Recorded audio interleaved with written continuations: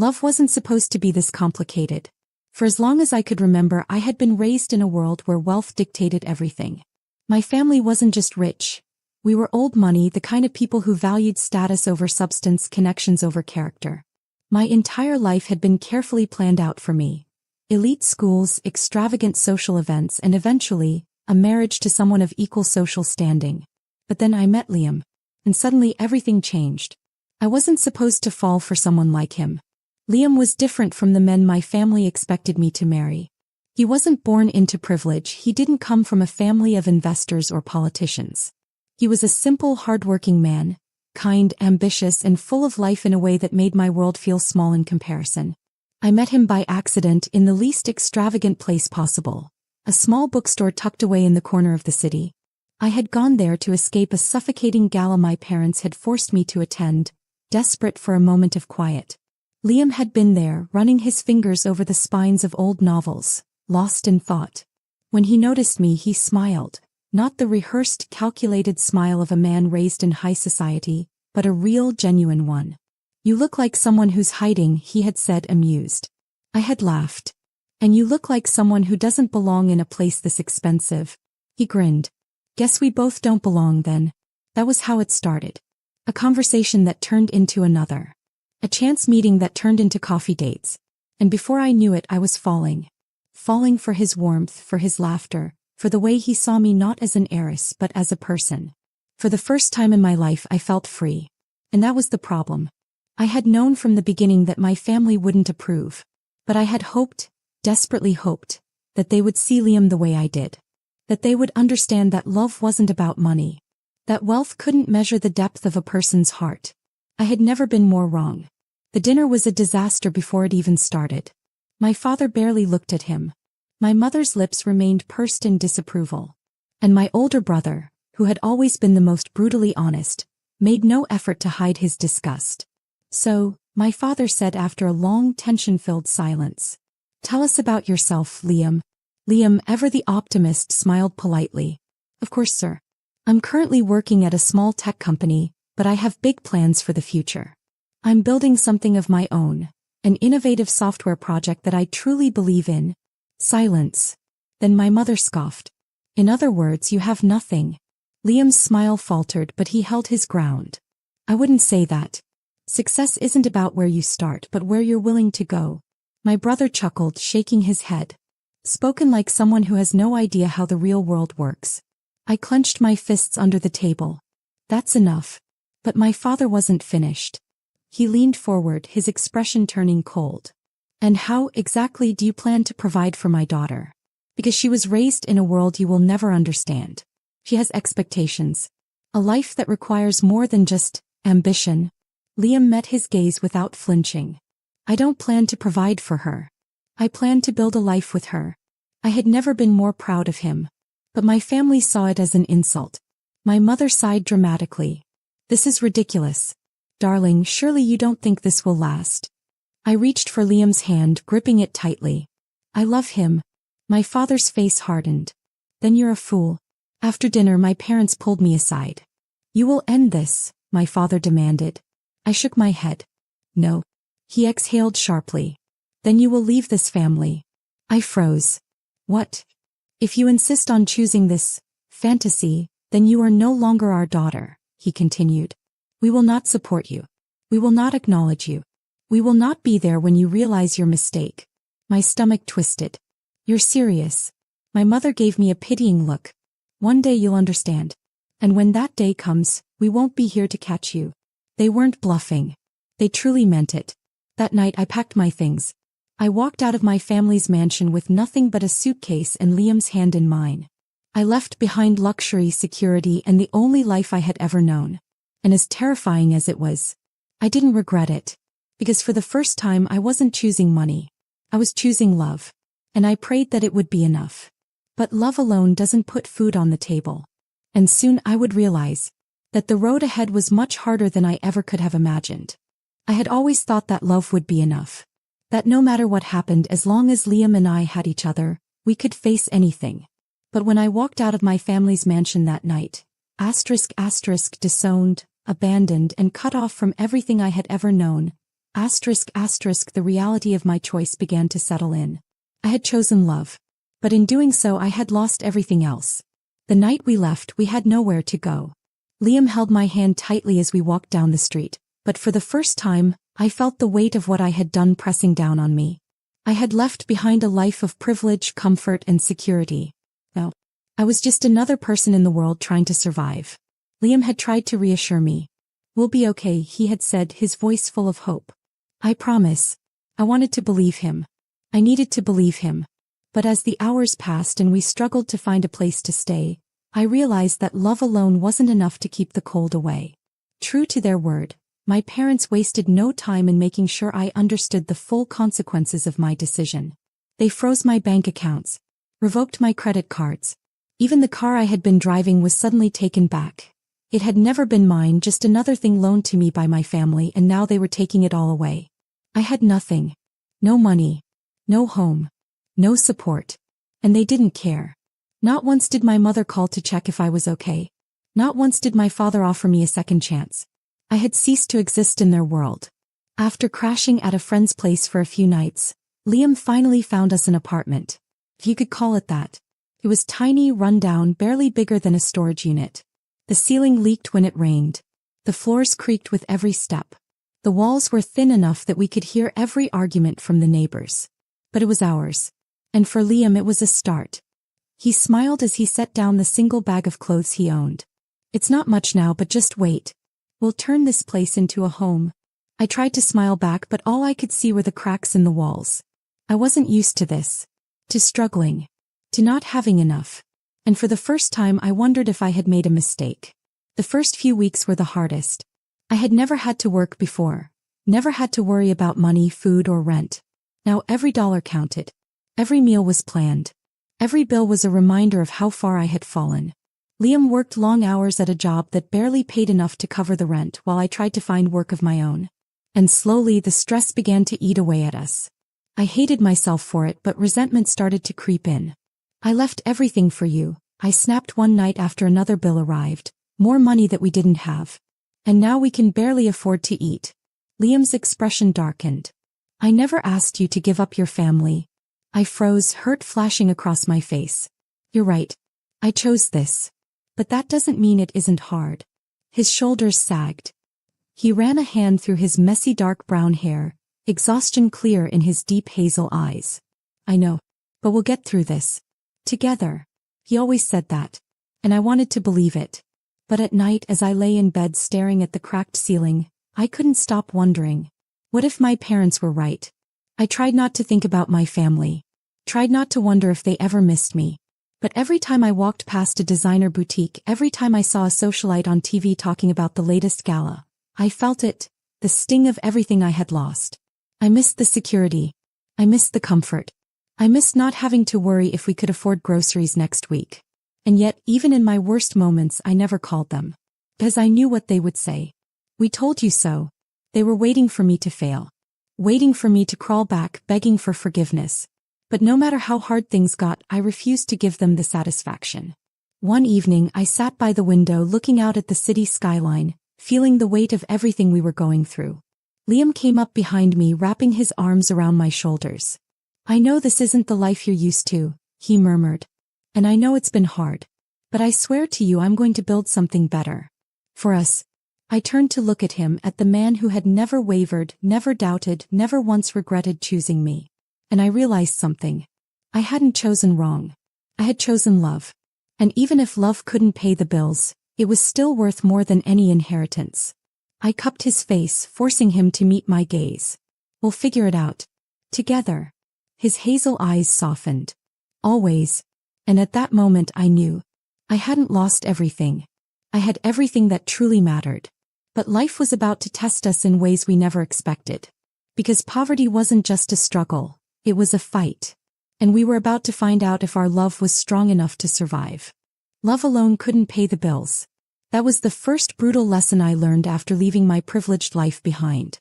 There were no chauffeurs, no five-star restaurants, no designer shopping sprees. Instead, there was cold apartment floors, empty refrigerators, and the constant weight of financial anxiety. Every morning, Liam and I woke up to a reality that neither of us had been prepared for. And as much as I wanted to believe we could survive anything, I started to understand that survival wasn't romantic. It was exhausting. Liam had always been a dreamer. He believed in hard work, perseverance, and success. But dreams didn't pay rent. And rent was due. We had moved into the cheapest apartment we could afford. A single-room space with peeling paint, broken heating, and a shared bathroom in the hallway. Every night, I lay awake listening to the leaky faucet dripping endlessly. Every morning, I dreaded checking our bank account, knowing the balance was running dangerously low. We lived off of instant noodles and discount groceries. Luxury was having enough to eat twice a day. I had never known what it felt like to struggle before. But now it was our entire existence. I had never worked a real job before. My entire life, I had been groomed to marry into wealth, to be an heiress, to never have to lift a finger. But now I was standing behind a cash register at a tiny convenience store, scanning items for impatient customers, my feet aching after standing for hours. "Move faster," my manager barked. "We're not paying you to stare off into space." I bit my tongue, swallowing my pride. This was humiliating. And yet, when I received my first paycheck, a small, wrinkled slip of paper that barely covered a fraction of our rent, I felt something I had never felt before. Independence. It wasn't much, but it was mine. Stress changes people. And as much as Liam and I loved each other, the pressure of our situation was beginning to wear us down. We started arguing over everything. "Did you remember to pay the electricity bill? I thought you were going to cover it. We can't keep living like this. I'm trying, okay?" Nights that used to be filled with laughter and whispered dreams turned into silence. We still loved each other, but love wasn't always enough. And I could feel something between us starting to crack. I was out of options. Liam was doing everything he could, working long shifts, applying for better jobs, trying to get his startup off the ground. But I was drowning. So one afternoon I did something I swore I never would. I called my mother. The moment she answered, her voice was cold. "I was wondering how long it would take before you came crawling back." My grip on the phone tightened. "I'm not crawling." She sighed dramatically. "Let me guess. You need money." I bit my lip. I hated that she was right. I hated that I was standing in the back room of the convenience store, surrounded by shelves of canned food, begging for help. "We're struggling," I admitted. "And I thought, maybe." "You thought wrong." Her words hit me like a slap. "You made your choice," she continued. "You chose him. You chose poverty. And now you want us to fix it for you?" My stomach twisted. "It's not like that." "It is exactly like that," she interrupted. "And we won't be part of it. You are no longer a member of this family, and we owe you nothing." Tears burned my eyes, but I refused to let them fall. I wouldn't let her hear me break. "Goodbye, Mother," I whispered. I hung up before she could say anything else. And just like that, I knew. I wasn't just struggling. I was truly alone. That night, I sat on our tiny second-hand couch, staring at my hands. Liam came home exhausted, dropping his work bag onto the floor. "You okay?" I swallowed the lump in my throat. "I called my mother today." His eyes darkened. "What did she say?" I forced a smile. "That I made my choice." Liam's jaw clenched. He hated my family, not because of their wealth, but because of how easily they had discarded me. "I know things are hard right now," he said, sitting beside me. "But I swear to you I'm going to make something of myself. We won't always live like this." I wanted to believe him. I really did. But at that moment, hope felt like a luxury we couldn't afford. So I nodded, resting my head against his shoulder, trying to ignore the gnawing fear in my chest. Because no matter how much we loved each other, I couldn't shake the thought. What if this was all we would ever have? But what I didn't know was that Liam wasn't just a dreamer. He was a fighter. And soon the world was about to see exactly what he was capable of. Life didn't magically get better overnight, but something shifted between Liam and me. The struggles were still there, the exhaustion still weighed us down, but somehow through all of it, we found ways to hold on to the love that had brought us here in the first place. I started noticing the little things. The way he always made sure to bring me a warm cup of tea after my shifts, the way he kissed my forehead before leaving for work, the way he never let me doubt even for a second that we were in this together. The days were long, the nights even longer, but in those small moments I found strength. There were days when I missed my old life, when I walked past boutiques filled with designer clothes I used to own, When I saw women my age stepping out of expensive cars with not a single worry on their faces. I'd be lying if I said I didn't feel envy. But then I'd remind myself that those women had never known what it was like to be loved the way Liam loved me, to be chosen over wealth and status, to know that the man by their side wasn't there because of what they had but because of who they were. I had traded privilege for something real, and even on the hardest days I refused to regret it. Liam worked tirelessly, throwing himself into his startup idea every free moment he had. I didn't always understand what he was building, but I understood the fire in his eyes when he talked about it. His mind was always running, sketching out ideas, coding late into the night, watching tutorials on how to market a business. He was relentless, refusing to accept that this life we had now was all we would ever have. I admired him for it. Even when I was too tired to believe in the dream, he believed enough for both of us. Our apartment was still a mess, our finances still a disaster, but our love never wavered. We learned how to celebrate the little victories. A successful pitch to an investor, a freelance gig that paid just enough to let us splurge on a cheap takeout meal. We made our own happiness in ways my old world would never understand. Sitting on our tiny balcony, sharing a carton of noodles and watching the city lights, I felt richer than I ever had in my family's mansion. There were moments of doubt, of exhaustion, of wondering if we would ever escape the cycle of just barely getting by. But I knew one thing. Liam had never given up on me and I would never give up on him. And so, we kept pushing forward, building something out of nothing, proving to the world that love was worth more than money. What I didn't realize then was that the world was about to take notice of Liam in a way neither of us ever expected. Liam had always believed in himself even when no one else did. Even when we were barely scraping by, when our bills were overdue, when we lived off instant noodles and prayers, he never stopped working. I would come home from my shifts at the convenience store to find him hunched over his laptop, eyes burning with exhaustion but still refusing to stop. His startup, his dream, it was more than just an escape from poverty. It was his proof that we hadn't thrown everything away for nothing. I had always admired his determination, but at the time, I didn't know just how much it would change our lives. It started with a single email. One investor, someone who had come across Liam's pitch online, wanted to meet. I remember the moment he told me, the way his hands trembled as he held his phone, disbelief written all over his face. "They want a meeting," he whispered, his voice barely above a breath. I had never seen him look so hopeful and terrified at the same time. That meeting led to another. And another. Suddenly, Liam was no longer just a man with a dream, he was a man with potential. I saw the change happen before my eyes. The long hours became even longer. He wasn't just coding and researching anymore, he was meeting with investors, pitching his ideas, networking with people who actually believed in what he was building. The same man who once had to beg for freelance gigs just to pay rent was now sitting across from billionaires, convincing them that his company was worth betting on. And they listened. Because Liam wasn't just ambitious, he was brilliant. The first investment deal changed everything. It wasn't enough to make us rich overnight, but it was enough to breathe. Enough to move out of our cramped, suffocating apartment into something better. Enough to pay off the debts that had been dragging us down. Enough to hope. I remember the first time we stood in our new apartment. It wasn't a mansion, but it was ours. Liam held me in his arms that night, whispering against my hair, "This is just the beginning." And he was right. The next few months passed in a blur. His company took off in ways neither of us had expected. More investors. More partnerships. More recognition. I watched in awe as the man I loved transformed before my eyes. Not because of the money, but because he was finally becoming the person he had always known he could be. The world was finally catching up to what I had seen in him from the very beginning. There were moments where it felt unreal. Moments where I woke up and expected to find myself back in that tiny apartment, struggling to make ends meet. But this was real. The struggle, the sacrifice, the nights we spent wondering if we had made a mistake, they had all led to this.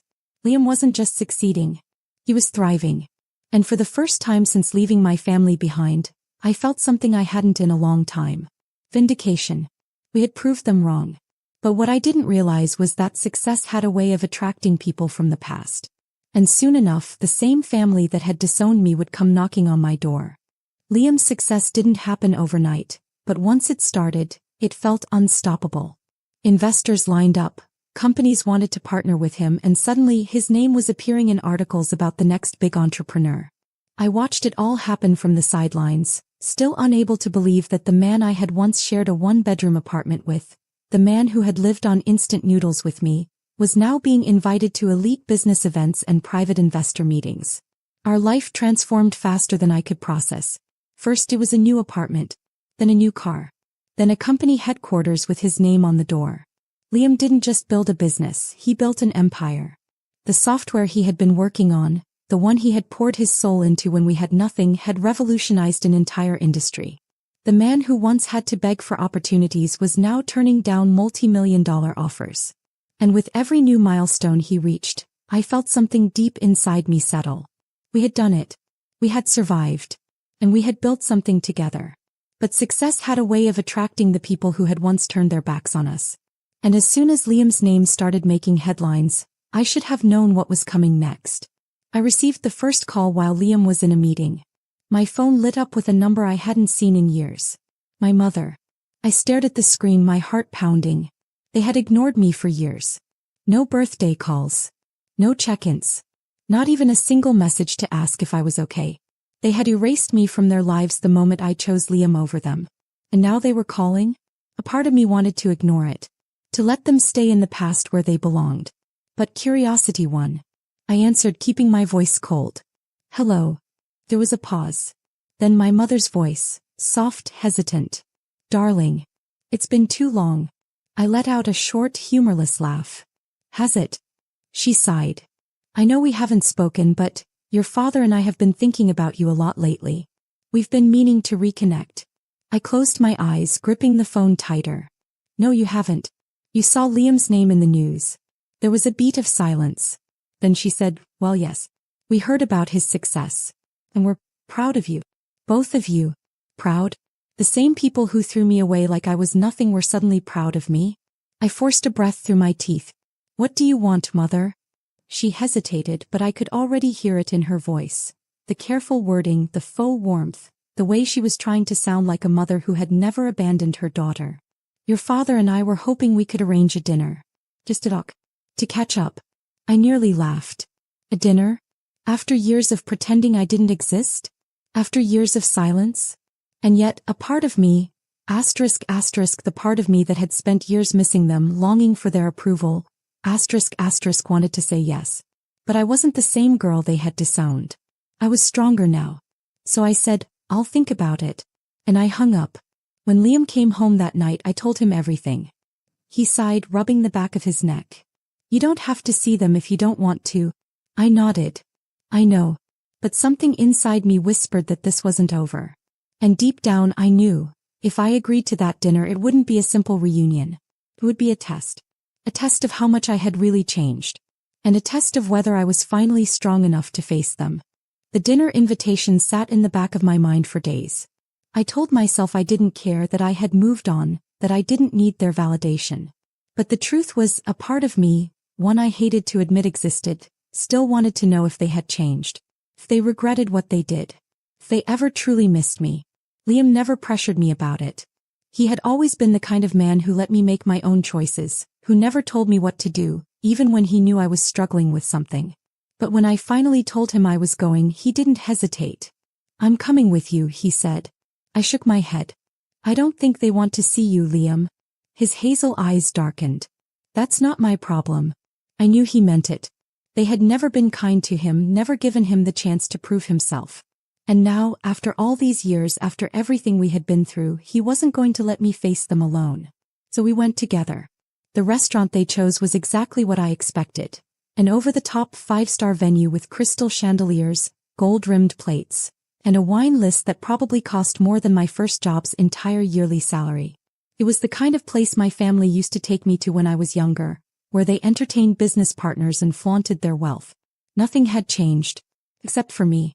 My mother was the first to see us. She stood up, a forced smile on her perfectly made-up face, her manicured hands smoothing down her designer dress. Darling, she said as if we had never spent years apart. Look, well. My father barely spared Liam a glance before looking at me. Sit. No hug. No warmth. No acknowledgement of the years they had spent pretending I didn't exist. I should have walked out right then. But I didn't. I sat. Because I needed to hear whatever it was they had to say. The conversation started off awkwardly polite. My mother asked about our home, about our travels, about Liam's business. My father nodded stiffly as Liam spoke about his success, as if he hated acknowledging that the man he had once called a nobody had built something greater than he could have ever imagined. And then, just when I thought this was going to be nothing more than a meaningless conversation filled with fake smiles, my father finally said what he had been waiting to say all night. "You've proven yourself," he said to Liam.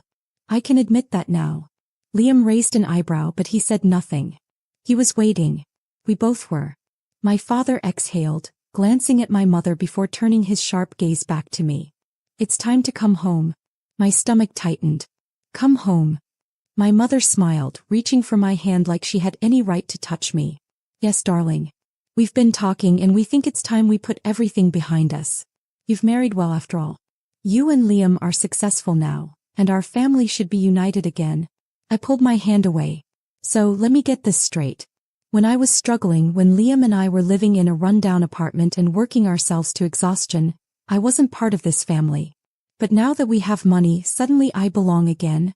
My father's expression didn't change. "You chose to leave and we let you. But circumstances have changed. You belong with us." I clenched my jaw. "No. I belong with Liam." His lips pressed together. "You can have both." Liam finally spoke then, his voice calm but firm. "Let me make something clear," he said. "We don't need your approval. We never did." My mother sighed, shaking her head. "Darling, this isn't about approval. It's about family." I laughed, but there was no humor in it. "Family? You abandoned me. You threw me away like I was nothing. And now that Liam is successful, you suddenly want to rewrite history?" They didn't answer. Because they knew I was right. My father straightened his posture, his voice turning cold. "We're giving you a chance to come back into the family, to be part of something greater. If you refuse, then that's your choice. But don't expect us to offer again." I looked at Liam, at the man who had stood by me through everything. The man who had loved me when I had nothing, who had built a life with me when the rest of the world told us we would fail. And I realized something. I didn't need this dinner. I didn't need their acceptance. I didn't need anything from them at all. I stood up, smoothing out my dress. "Then don't offer again." My mother's eyes widened. "Darling." "No," I cut her off. "You made it very clear where I stood in this family years ago. I have my own family now. One built on love, not money. And I don't need yours." Liam stood beside me, his hand finding mine. My father's face darkened. "You're making a mistake." I squeezed Liam's hand, smiling. "No. I made the best decision of my life the day I chose him over you." And with that we walked away. For good. Walking away from my parents that night should have felt like the final step in my journey. I should have felt free, victorious even. But instead I felt exhausted. Years of anger, resentment, and heartbreak had built up inside me, and even though I had finally closed the door on my past, the emotions lingered. Liam held my hand as we walked through the city, his warmth grounding me in reality. "Are you okay?" he asked, his deep hazel eyes filled with concern. I let out a slow breath, squeezing his fingers. "I will be." And I meant it. The days that followed were a mix of relief and reflection. I replayed the dinner conversation in my mind, wondering if I had done the right thing. But every time doubt crept in, I looked at the life Liam and I had built together. A life that was ours, not theirs. I thought about the nights we had spent in that tiny apartment, dreaming of a future that felt impossible. I thought about the way he had always believed in us, even when I had moments of doubt. And I realized something. I wasn't angry that my family had come back into my life. I was angry that for a split second, a tiny part of me had considered their offer. A part of me still longed for their acceptance even after everything they had done. But now I understood, their acceptance had never mattered.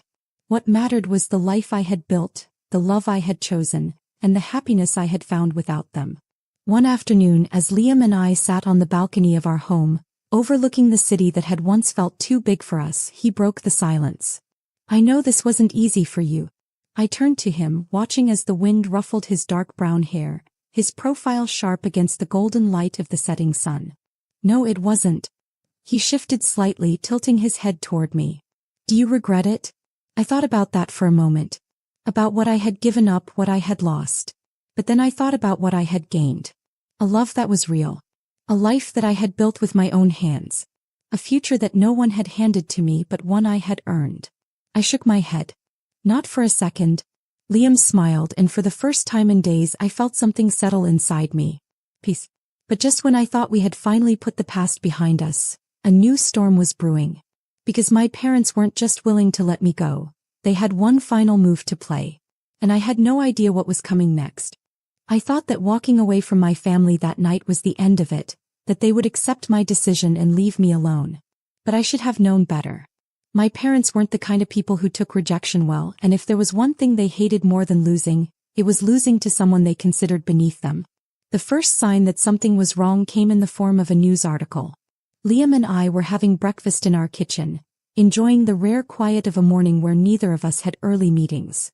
He was scrolling through his phone while I sipped my coffee, my mind still replaying the dinner with my parents, when suddenly his entire body tensed. "Babe," he said, his voice unusually serious. "You need to see this." He turned the screen toward me and my stomach dropped. It was an article about us. Or rather, an article about me. Disgraced heiress rejects wealthy family for a self-made billionaire. My face was splashed across the front page. A picture of me and Liam at a gala event we had attended months ago. The article painted me as a reckless, spoiled girl who had abandoned her family only to conveniently marry a man who became rich. They twisted the truth, making it seem as if I had used Liam to maintain my status after my family had selflessly welcomed me back. My hands trembled as I scrolled through the article, each word slicing into me like a blade. Liam's voice was calm, but there was an edge of controlled anger beneath it. "You know exactly who did this." Of course I did. My family. This was their way of punishing me. They couldn't force me back into their world, so instead they decided to drag me through the mud. The worst part. The comments under the article.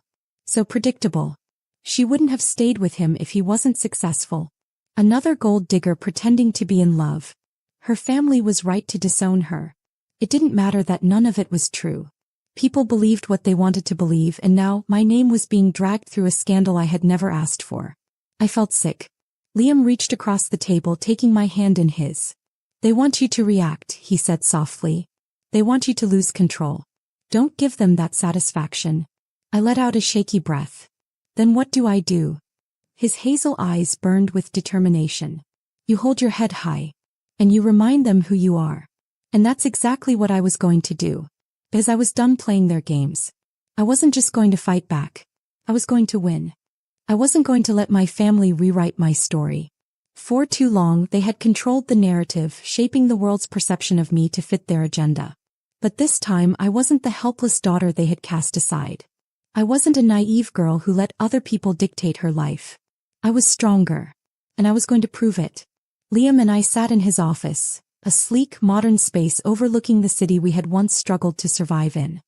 His company had grown into an empire, and the man sitting across from me, calm, sharp, calculating, was no longer just my husband. He was a leader, a visionary, a billionaire. But more importantly, he was my partner. "They want to destroy your reputation," Liam said, his voice even. "So we take control of the story before they can." I met his gaze. "How?" He leaned back in his chair, steepling his fingers. "By reminding the world exactly who you are. Not a disgraced heiress. Not a gold digger. But a woman who built a life for herself without them." I took a deep breath. He was right. This wasn't about defending myself against their lies. It was about telling my truth. And so we fought back. Liam arranged an exclusive interview with one of the most respected journalists in the industry. It wasn't a desperate plea for public sympathy. It was a declaration. A way to set the record straight on my own terms. When the day of the interview arrived, I walked into the studio not as a victim, but as a woman who had nothing to prove. The interviewer smiled at me as I sat down, cameras rolling.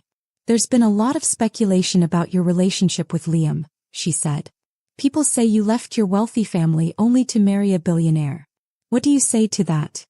I smiled, but there was steel beneath it. "I say that people love a story where a woman's success is tied to a man's.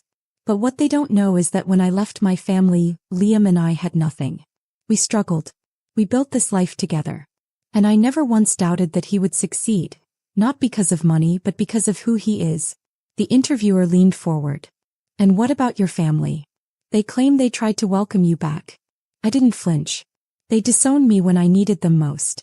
And when Liam and I found success, they suddenly wanted me back. That's not love.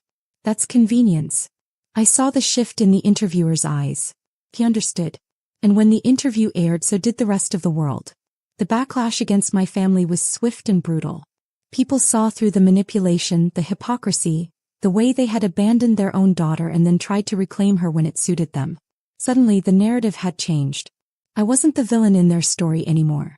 I was the woman who had proven them all wrong. And I had never felt more powerful. But my parents weren't done yet. Because if there was one thing they hated more than losing, it was losing to me. I had expected my family to retaliate.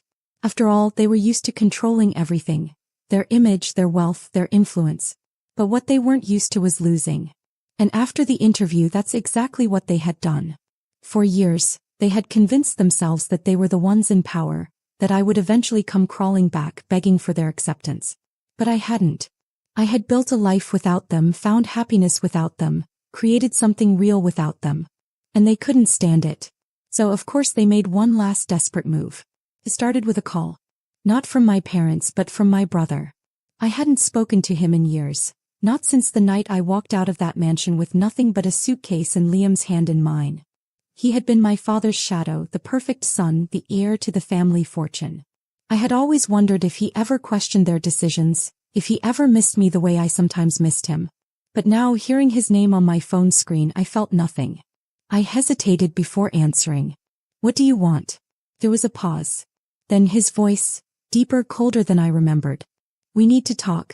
I scoffed. We? Since when was I part of the we again? This isn't about the family, he said, ignoring my sarcasm. It's about you. About Liam. That got my attention. I exhaled sharply. What about him? Another pause. And then, they're planning something. Something big. I stiffened. Be specific. I don't know the details, he admitted. But after your interview, our father was furious. He said if he couldn't control you, he'd control the way the world sees you. My blood ran cold. Liam walked into the room then, noticing the look on my face. What's wrong? I put the call on speaker. What are they trying to do? I demanded. My brother sighed. There's talk of an investigation. A financial scandal. Something they can pin on Liam to ruin his reputation, make it look like he built his empire on something illegal. Liam didn't react, but I could see the tension in his jaw, the way his hazel eyes darkened. I clenched my fist. That's ridiculous. His company is built on hard work, real, legal, honest work. My brother's voice was grim. You know they don't care about the truth. I swallowed hard. Why are you telling me this? Another pause. Then, quietly, because I don't want to see you get hurt again. It was the closest thing to an apology I would ever get. But I didn't have time to dwell on it. Because my family had just declared war. And I wasn't going to lose. Not this time. I had spent years believing that walking away from my family was the hardest thing I had ever done. I was wrong. Because fighting them, standing my ground against the people who had once controlled my entire world, was harder. They wanted to destroy Liam. Not because he had done anything wrong, not because he was a threat to them in any real way, but because he had proven them wrong. Because he had taken the life they had told me I would never have without them and built it from the ground up.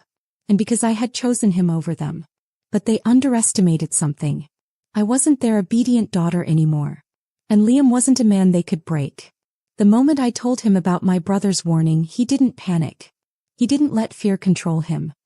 He simply looked at me, his hazel eyes steady, his jaw set in determination. Then we fight, he said. And so we did. The rumors started fast. Anonymous reports questioning Liam's business practices. Whispers about illegal dealings that never existed, accusations that were fabricated from thin air. But we were ready. Liam had built his company on transparency and hard work. We had receipts, records, and a legal team that was 3 steps ahead. The media tried to spin the story, but the facts were louder than the lies. And when the investigation into Liam's company revealed nothing but a clean, successful business, the scandal backfired. Hard. Instead of ruining Liam, it exposed who was really behind the false accusations. The powerful family that had once been untouchable was now being dragged into a mess of their own making. For the first time, my father wasn't in control of the story. And he hated it.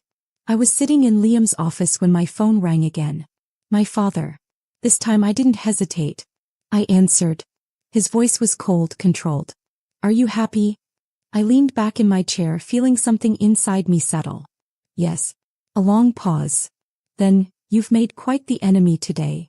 I smiled. No. I made a choice. And I won't regret it. Another silence, longer this time. I imagined him sitting in his grand office, gripping his glass of expensive whiskey, realizing, for the first time in his life, that he had lost. That man will never be one of us, he said finally. And I laughed. Because he still didn't get it. He never needed to be, I said. He built something better. We built something better. I could almost hear his jaw tighten. This is the last time we speak. For the first time the words didn't hurt. I had already mourned the loss of my family. This wasn't grief anymore. It was freedom. I exhaled. Goodbye, Dad. And I ended the call. For good. Years ago when I walked away from my family I was scared. Scared of losing my safety net. Scared of struggling. Scared that love wouldn't be enough. But standing in the home Liam and I had built, watching our son run across the yard, laughing as Liam scooped him up into his arms, I realized something. I had never lost anything worth keeping. Because I had gained everything that truly mattered. A family built on love, not money. A life built on trust, not control. And a love story that had survived everything. Liam walked over, wrapping his arms around me as we watched our child play. His lips brushed against my forehead, his voice warm. No regrets. I smiled, leaning into him. Not a single one. As I had chosen right. Not wealth. Not power. But happiness. And I would never look back.